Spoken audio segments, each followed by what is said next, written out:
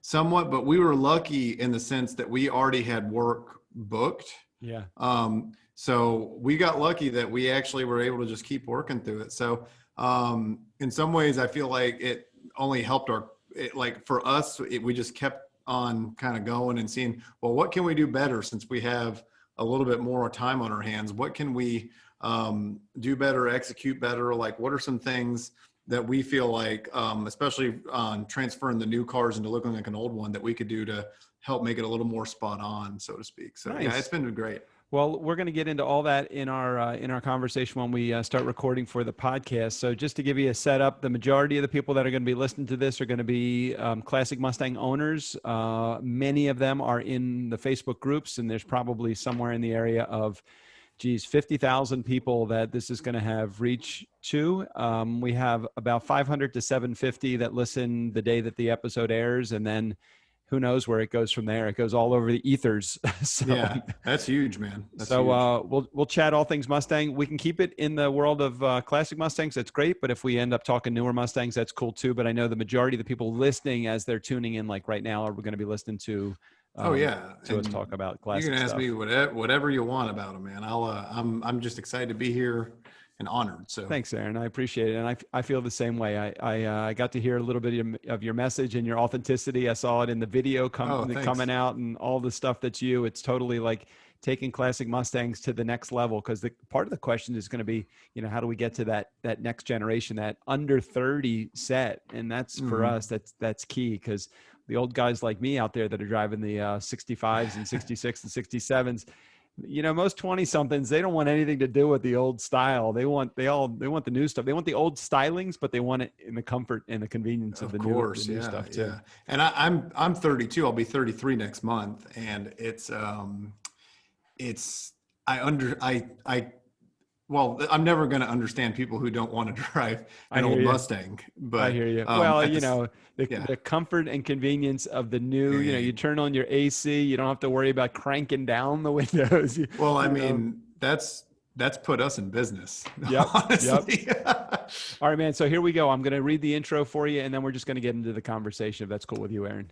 That sounds great, man. All right, here we go. In 5 seconds, we'll get it started. And Facebook Live community, thanks for tuning into us. And we're going to be recording the episode for right now. So we're just going to make a slight transition, but we'll be back to the conversation in about 5 seconds. Here we go. Ford Mustang community, the Duncan brothers have been building cars privately for about 70 years, beginning with brothers Leonard and Barnett. Is it Barnett Lee Duncan? Is that how you say Barnett? Yes, sir. Barnett Lee. Since 1949, followed by Leonard's sons, Rick and Randy Duncan. Now the third generation of brothers, Aaron and Joey Duncan, are taking it to the next level by offering their custom builds to the public. Aaron Duncan is with us today, and we are chatting all things Mustang and a few slightly offbeat ideas that Aaron and Joey are working on today in the world of classic Mustangs. Welcome, Aaron, to the Ford Mustang, the Early Years podcast. Oh, man. Thank you for having me. It's a complete honor. Hey, man, I'm happy to have you here. Excited to really, continue to extend your message. I had a chance. We had some really, really heavy hitters like, John Clore and Mike Ray and all those guys from the, without any offense to them, the old school world of Mustang. And I love talking new stuff because although you have a new spin, you still love the old classics. So why don't we start there? What is it that got you involved in the classics other than the legacy of your entire family? Or maybe that is what got you into Mustangs? Well, I'm probably about to tell I won't say a bad story, but what kind of made me start bleeding a little more Ford blue. Like you said in the intro, we've grown up cars. I mean, it was just in our blood. And I remember my dad had this super thick, like 50 years of, it was like, or 75 years of automotive history book of U.S. automotive history. So it was U.S. builds.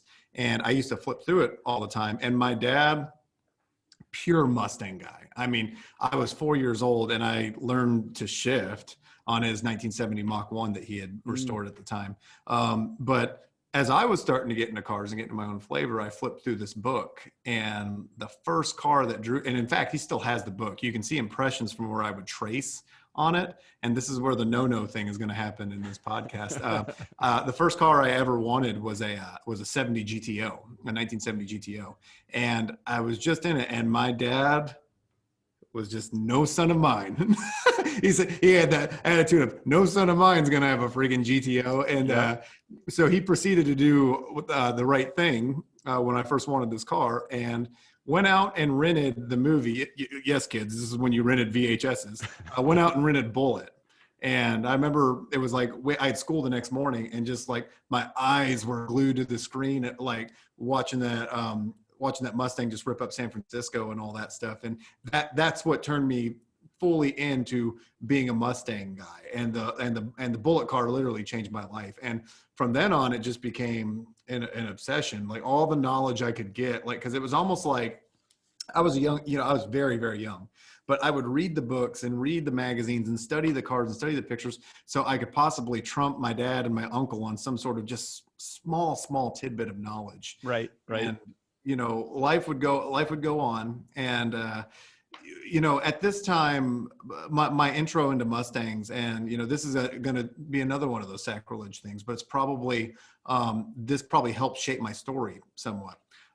When I was about 13, we found a 66 fastback that was junked. And I think it was only, and it wasn't junked. It was actually running. I mean, It wasn't a bad car.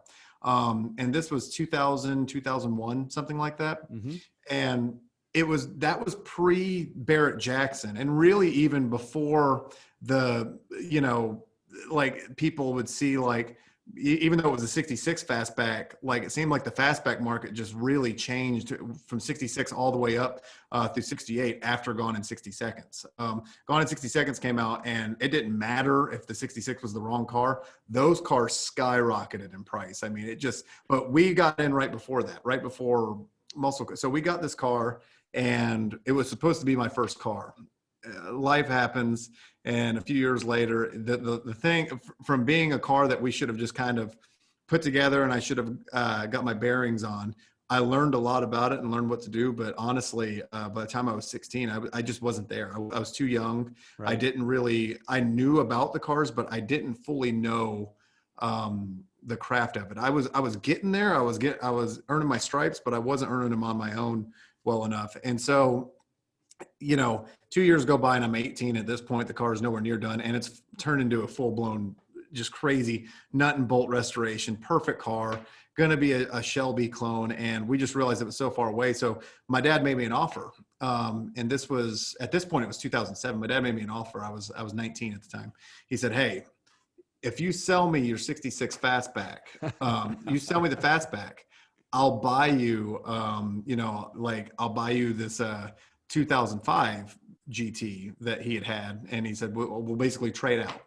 And even at the time, I knew the fastback was going to be worth more. Yeah, but it wasn't on the road yet, though. It wasn't on the road. And at the time, I was just a kid. I didn't have the money to finish it. Right. So what ended up happening was I got the 05 and then started becoming obsessed with ways to make the 05 look like the cars. Look like the cars I love. Right. And that's really how this whole ride started. Was I just started, and I never wanted to be, there was some cool things I could buy off the shelves. There's some great companies out there that kind of laid some foundations, but it started being a thing where I was rating our old parts and seeing what I could make happen and make work. And it just slowly... Man, what a great story. I love it. Yeah. We actually had an opportunity just maybe a week or two prior to this. Now we're recording this prior to the air date. We're stepping into the time machine right now. We had Sean Kiernan, whose dad, and he owned Bullet. He love Sean. Last week on the panel. And what's so great about it, he tells so many of these great stories. If you could go back in time and recoup that fastback, would it be the same path that you went on, or would you have never given it to your dad to trade? I can honestly say that had it not gone the way it did, because the S197 Mustang ended up shaping what would be my life and career, and it was just one of those. But had I not had the knowledge and love and the passion for the previous Mustangs, I never would have pursued the S197s the way that we ultimately have. So ultimately, no, my dad still got the car, and that's good. It's in the family, man. It's still in the family. Yeah, you can still see it. He'll let you drool over it every once in a while, right? Well, I mean, It's still, the damn thing's still not painted.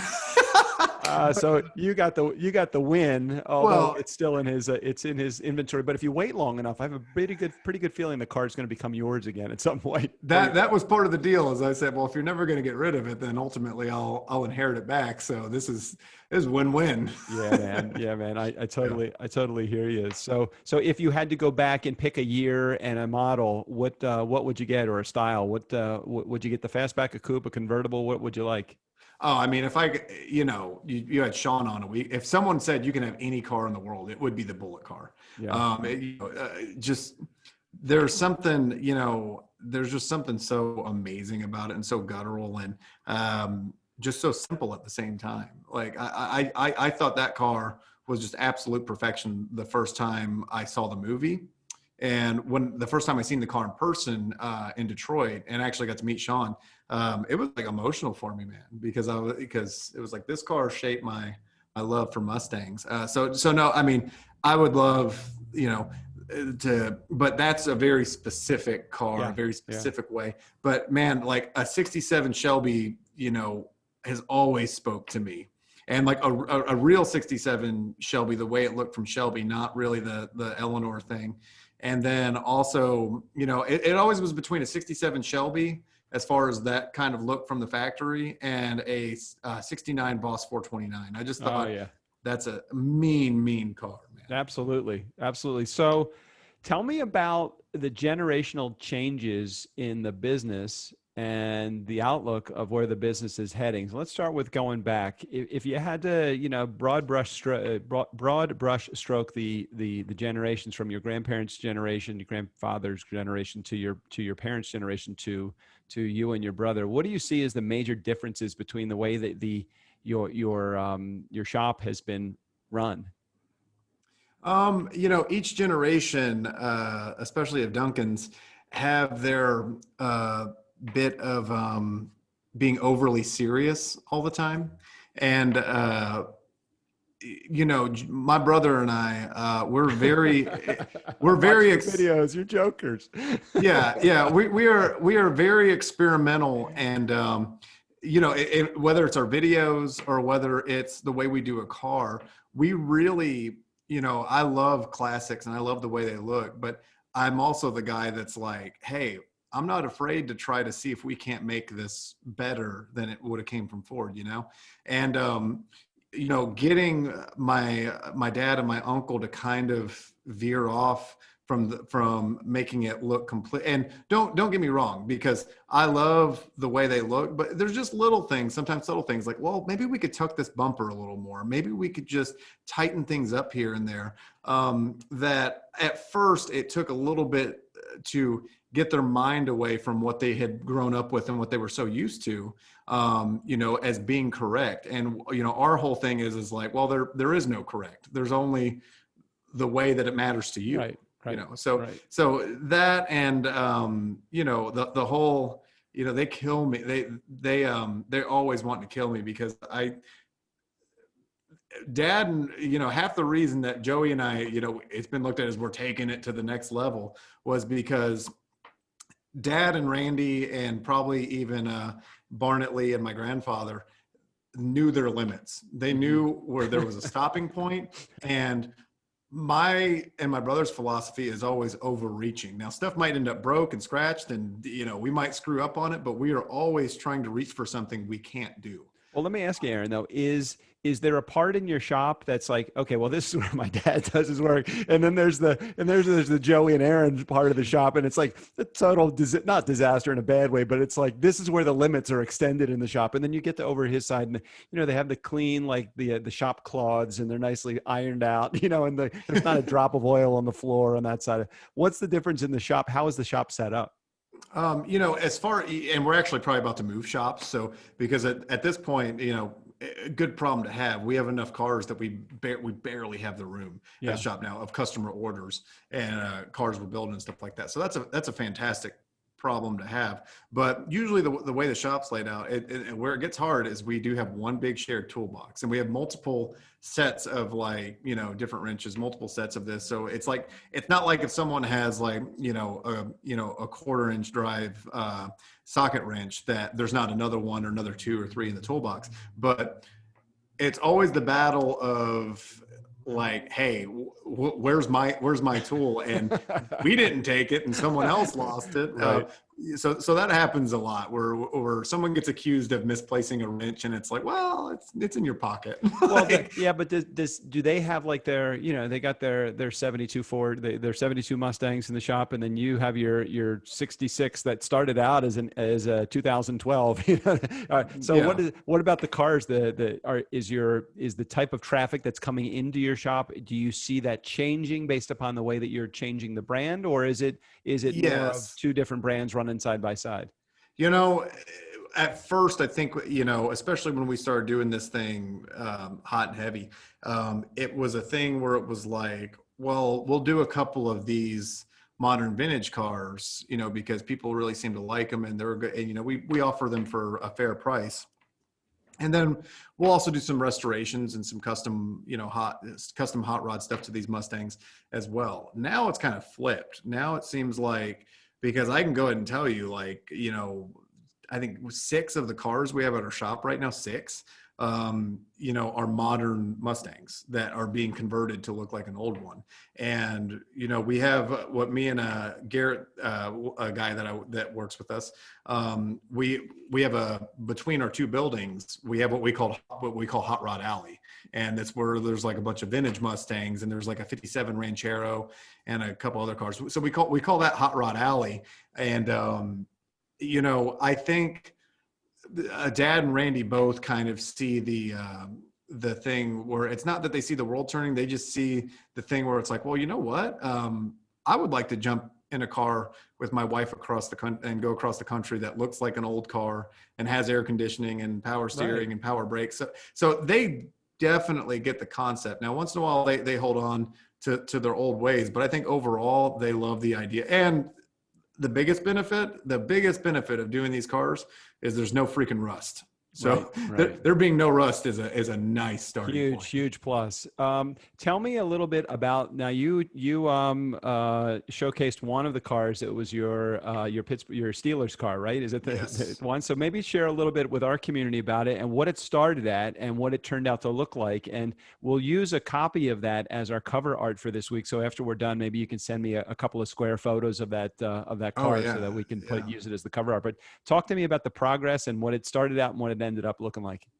So my brother and I, we were actually working for a different company a few years ago, and we went to a Mustang Club of America show in McAllen, Texas, and we had brought a car down there, like kind of one of the modern vintage cars, and met these people named Vernon and Sandy Wilhelm, and they had a beautiful 67 fastback that as time's gone on, it's become like an MCA gold car and has won all these awards, and just a beautiful car, kind of up and off a trailer a lot of times, not a whole lot of miles on it, but a very well executed car, and kind of right there in the middle between having a lot of classic looks to it, but having some subtle resto mod vibes too. So he really everything he did was tasteful on the car. And, I didn't even realize until I talked to him afterwards that he had based the colors and everything off the Pittsburgh Steelers. So I thought, well, that's fascinating. And I remember telling my brother when we left that show, I said, man, it'd be cool if we could do one of the new Mustangs, take one and then body it to look like their car. And then they'd have a twin. Mm-hmm. And so it's a couple months later, we end up seeing them again at a show in Grovetown, Georgia.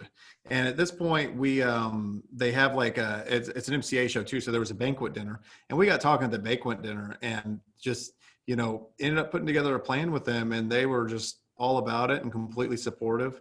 And, they wanted to find a decent donor car. They weren't looking for anything crazy or anything that was brand new off the showroom floor. And I told them, I said, there's a lot of these Mustangs out there. As long as it's 2005 or newer, we're good. Mm-hmm. And so they found the ugliest 2006 Mustang GT I've ever seen in my life. Now, it was low miles, and it had no no wrecks or anything like that, but Mm-hmm. it had a It's like ripped through or something like that. I can't describe it exactly. it had a number of different themes fighting with each other. It was a flame job, pirate, skull, Caribbean thing to it, Yeah. and it was just none of it made sense, and everything that could be painted like macaroni and cheese yellow on the car was painted. The dash was painted, the steering wheel was painted. Yeah, it was like, and they had these ugly wheels on, and the whole car was just, but it was a perfect donor car because all that stuff was going to be taken off anyway. Right. So Right. they were able to get the car for a very, very fair price. And then we started the process of making the car look identical in every way we could to their 67 Fastback that we fell in love with at that MCA show in McAllen. Yeah, it's amazing. And again, Ford Mustang community, I'll make sure I put a copy of that, of what the new car, well, maybe we can do side by side, because you have a couple of side-by-side shots, if I remember correctly. So we'll see if we can fit them all. If not, I'll make sure we put them up on the gallery on the mustangpodcast.com. Just go to the episode on the page, and we'll put it there in the on the website. Yeah, man, the stuff that you're doing is really cool. I mean, the fact that you're in your early 30s and still a huge fan of the classics is really great. The fact that you actually get along with your dad is pretty good too. The fact that you can get along with your brother at the same time is good also. Take me back to some of the experiences that you've had with some of the guys from Ford. Now, are there people that are high up in Ford? Did you ever have a chance? Now, let's see. I don't know the exact year that Aaron Shelby had passed, but did you ever have a chance to meet any of the famous icons from the world of Mustang? So I never got to meet Carol Shelby. Yeah, I never got to meet Carol. Of course, I'm very, I'm good friends with Mike Ray, who to me is a legend. Absolutely. I love Mike Ray. But I'll tell you what, John Clore, every time I've met him, it seems like he's always a big fan of what we're doing and appreciates what we're doing. He's just an enthusiastic guy. Yeah. So he's paid good attention to us, and so I've got to meet him a handful of times. And then I have met Aaron Shelby. Actually, funny story. A few years ago, it was 2018. We had brought a couple cars up to the Woodward Dream Cruise, and we were doing the Woodward and 9 Mile, is it? Mm-hmm. Woodward and 9 Mile thing, and we had 3 cars we had done, and sure enough. That they were like, hey, you guys bring these cars and put them in the Shelby snake pit. And so we got to be in the snake pit. That was pretty cool. But then Aaron Shelby came and introduced himself, talked to him. And I actually have a photo of me and him standing in front of the cars we did. And it was it was with our previous company. And at that time, the company actually had a Carroll Shelby license. So at some point or another, Frank, who owned the car, actually had the car signed by Carroll Shelby back when he was still alive. So I never got to meet him, but we were driving in a car that was signed by him, and he had drove. So it was a car that was a 2007 convertible that was done up as a '69 Shelby convertible, grabber blue, beautiful car. Really. So what do you think about all of the companies that are out there that do like the complete replicas? From the ground up, they're basically building the car. They're not working within the shell of the car and modifying it. They're actually building cars from the ground up. Guys like Tom Scarpello of Revology, they do a great job. Huge price tag on the cars, unfortunately, not quite reachable for most of the average guy that's out there. So, what do you feel about the complete replicas versus the modifications or restorations? It's, to me, it kind of, I'm so dual-sided on these things, because I like those guys. I have so much respect for them, and I love the craft and the work that's done to it. But I don't know. There's no part of me that thinks that some of the price tags on those, and like Revology, I've looked at their prices, and they're a little more fair than some of the other companies. But still, you're talking about a car in 100, and I think their base model is like 170 grand or something. Yeah, They're out there. I love the guys. I mean, I think they're great, and like you said, they're engineering feats of they're amazing. Yeah. But who can afford them? I know there are people that can, so I don't know why I say it, but at the same time, it's like I'm choosing my words carefully here. No, I respect it, and we're not bashing. Not at all bashing Tom. Huge respect for his company and what he's all about. I mean, part of what we're doing is to make people not feel guilty about driving their cars, because there's a couple of different schools of thought. And you go through a company like that, or go through, I can name some others, Classic Recreations, or any of these companies that, do this stuff. And when it gets, especially if it gets into that like $250,000, $300,000 price range, you kind of got to scratch your head and say, these people are going to buy this thing, and half of them aren't even going to drive it. And I grew up at a time when the muscle car and the idea of the Mustang, for me, and this is where my heart's at, especially us being a family business, was always supposed to be like, yeah, a father and son could go out and buy a Mustang for next to nothing in a junkyard, restore it. And that son and father not only have that great bonding experience, but they have a really cool car. And now it's a bunch of rich people and bureaucrats buying these cars, and it's like, man alive, like, you got, don't forget about the little guys and the guys that held on to this when it wasn't as sexy and wasn't as trendy. So there's that side of it, but then there's the side of it that's like that it sort of benefits our business a little bit, because we do not charge that price range. And what we're doing is trying to build something that is going to be well under $100,000.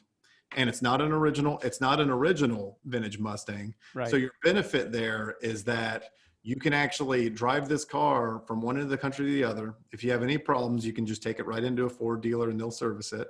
And ultimately, you can put a zillion thousand miles on it, and it doesn't really, it shouldn't bother you, because of the fact that it's the old car look, new car reliability, and you're going to be like total. There's no reason that you couldn't be in, like Vernon and Sandy, the people that had that Steelers car. I think their total investment was under $60,000, like in the whole car. Right. And they have something that they can go have a great time in. So the art of driving is always something that pushes me. I love driving cars. Well, I think it comes down to, a lot of people are, you might have the guys that that say, hey, listen, if it's not an original car, all original pieces, all original parts, all original stuff on it, I don't want to, I'm not going to buy that car. And then anything from changing in the interior would completely like devalue it in their mind. Then you have on the other side, you have the person that says, well, I want to be able to drive my car. I have the ability to spend $200,000 on a car, so I'm going to put the money into it. So you have the Revologies and replicas that are completely justifiable to them, because they're like, hey, look, this is what I choose to spend my my money on, so I'm going to spend it. For them, it's not a difficult task. It's a little unattainable for me, but then again, I look at it and say, I don't really care if my car is completely, down to the bolt original. I drive a 65, I have a convertible, I'll go to CJ or to National Parts if I need to get some parts. Mm-hmm. And look, I'm getting them probably from overseas, or I have no idea where the parts are coming from. So for me, it's like, I could go either way. I need some convincing when it comes to putting where the rubber meets the road in the dollars and cents category of putting it together. And then I say, geez, I don't know if I don't even know if I could spend $60,000, $70,000 or $80,000 to modify my car if I wanted to get everything down to the, nut and bolt taken care of. So to each his own, I think it comes down to it when it comes to the restoration side of things. Absolutely. And I mean, don't get me wrong, if I had like Tony Stark money, I'd be calling Revology tomorrow, but like, but I don't, is the thing. So, but it's one of those things, there needs to be different people in different brackets, so people can enjoy this hobby from lower to middle class all the way up to the people that can't afford the Revology stuff. Absolutely. So Aaron, tell me, as guys are shopping for, or women that own these classic Mustangs are shopping for a shop to make some repairs, some restorations, modifications, whatever they're going to do, what do you think is important from a service perspective and then from a shop perspective in order to win over business of somebody that is that's coming into your shop?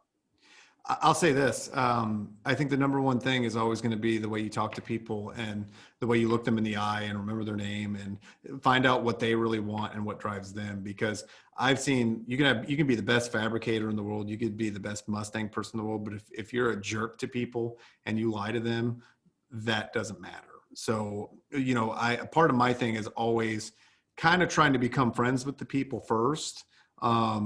and then trying to let them approach me if they want to do something like this. Because this is definitely a passion thing for us. Like, we're definitely not in it for the money.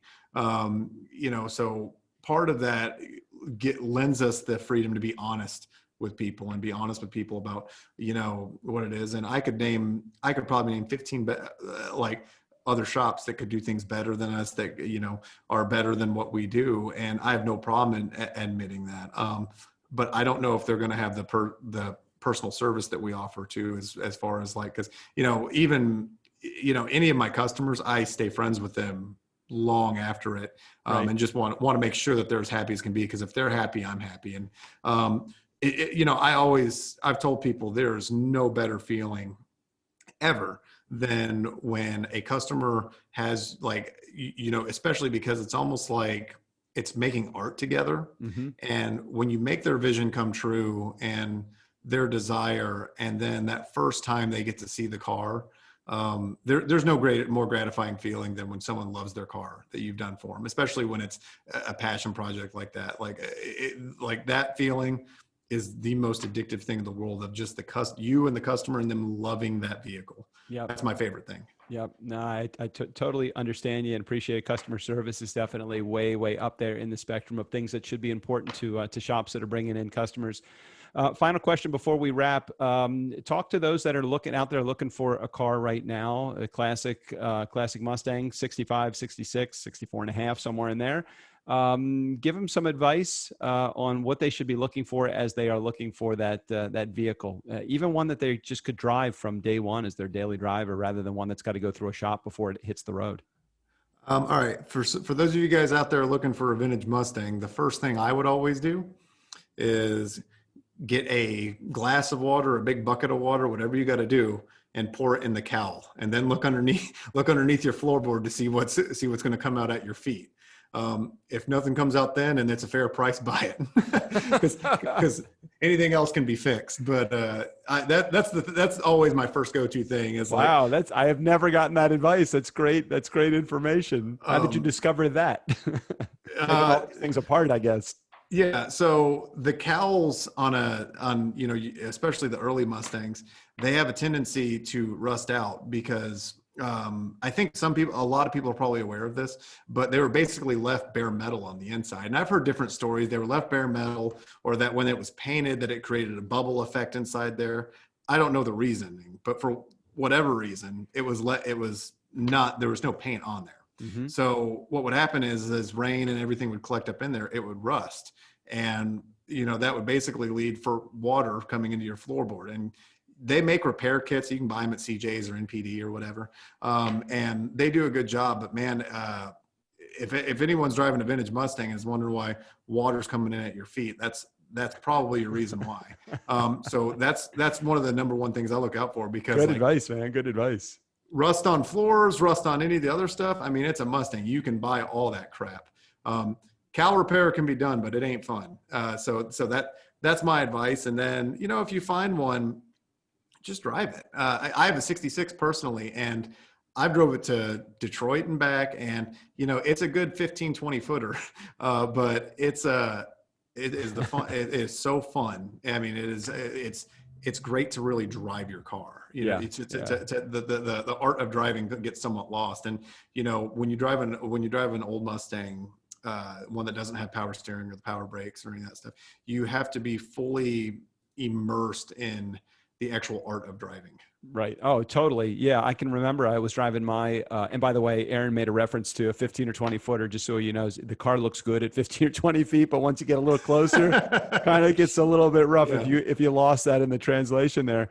I was bringing my car home from San Francisco from the owner that I bought it. And I've been used to driving an ABS car, anti-lock brakes. And I'm like, no problem. And it was just a little drizzly, typical San Francisco weather. It was in January, and as I'm driving home, I got plenty of distance. I mean, I got like 100 feet between me and the guy in front of me going about 45 or 50 miles an hour.